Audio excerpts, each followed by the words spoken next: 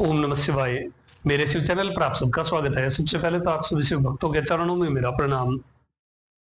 दर्शनादब्र सदसी जननाथ कमलाले काश्याम तु मरणान मुक्ति स्मरणाद अरुणाचले। अर्थात दब्र सभापति या फिर नटराज का एक बार दर्शन करने से मुक्ति प्राप्त होती है। तिरुवारूर या कमलालय में जन्म लेने से मुक्ति प्राप्त होती है, वहीं काशी में मरने से मुक्ति प्राप्त होती है। किंतु इन सब से ऊपर अरुणाचल की याद करने मात्र से ही मुक्ति मिलती है। अरुणाचल का स्मरण मात्र ही मुक्ति प्रदायक है। अरुणाचल जो कि इस ब्रह्मांड का सबसे बड़ा और सबसे पहला लिंगम है, एकमात्र ऐसा लिंगम जिसके परिक्रमा करने वाले शिव भक्त के चरण धूलि के दर्शन करने मात्र से शिवलोक प्राप्त होता है। इस अद्भुत पर्वत, इस अरुणाचलेश्वर पर्वत की परिक्रमा अनेक सिद्ध और अनेक देवता सूक्ष्म रूप से सदैव करते रहते हैं। अरुणाचल की 8 दिशाओं में प्रतिष्ठित 8 शिवलिंगों की सीरीज में आज दूसरे लिंगम के बारे में बात करेंगे, जो है अग्निलिंगम।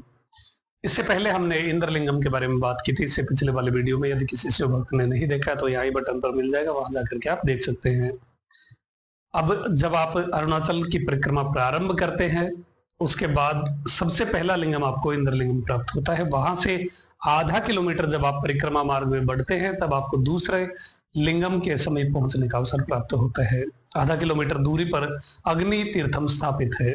ये वही तीर्थ है जहां अग्निदेव ने इस तीर्थ में स्नान किया था और पर स्त्री गमन के पाप से छुटकारा प्राप्त करके अपनी पत्नी स्वाहा के साथ संगम किया था। यहां से जब आप राइट की तरफ चलेंगे, आपको वहां बोर्ड दिख जाएगा, जो इंडिकेशन संकेत लिखा हुआ है अग्निलिंगम का। वहां आप जब राइट की तरफ घूमेंगे तो एक गली में अंदर जाकर के अग्निलिंगम प्रतिष्ठित है। यहां से अरुणाचल पर्वत के दर्शन करने पर आपको अरुणाचल पर्वत पूरा कैलाश की तरह दिखता है। इस स्थान पर अग्निदेव अरुणाचल की पूजा करते रहते हैं। अग्निदेव दक्षिण पश्चिम के देवता है, दक्षिण पश्चिम के दिक्पाल है और तेजस के देवता है। अग्नि का हमारे जो भी पूजा कर्म है, इनमें बहुत महत्व है। अग्नि के 3 स्वरूप बताए गए हैं, स्थूल, सूक्ष्म और सूक्ष्म स्थूल। स्थूल आदि जैसे आप दीप प्रज्वलन वगैरह करते हैं। स्थूल सूक्ष्म अर्थात आप देवताओं को आहुति यज्ञ के द्वारा प्रदान करते हैं, और सूक्ष्म अर्थात आत्मज्ञान, स्वामी के उस ईश्वर के उस विग्रह के अपने अंदर दर्शन होना, आत्म साक्षात्कार होना, ज्ञान की एक दीप, एक ज्योति प्रकट होना, ये सूक्ष्म स्वरूप को माना जाता है।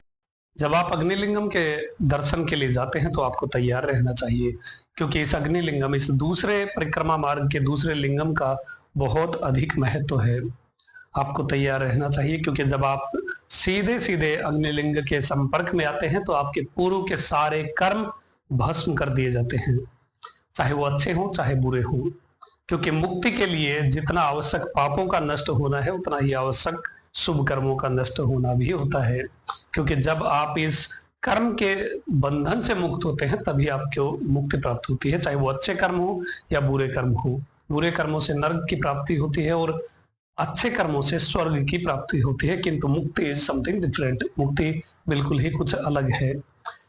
इसलिए जब आप अग्निलिंग के संपर्क में आते हैं तो आपके सारे कर्म भस्म कर दिए जाते हैं, और यहाँ पर पहुंच करके आपको भगवान का धन्यवाद करना चाहिए। यहाँ से दर्शन करके जैसे ही आप बाहर आते हैं तो आपको महसूस होगा कि आप अंदर से खाली हो चुके हैं, आपके पूर्व के सारे कर्म भस्म कर दिए गए हैं, और अब जो भी कर्म आप करेंगे अब के बाद, इस लिंगम के दर्शन के बाद, वही आपके कर्मों में ऐड होगा। पिछला पूरा क्लियर हो चुका होता है।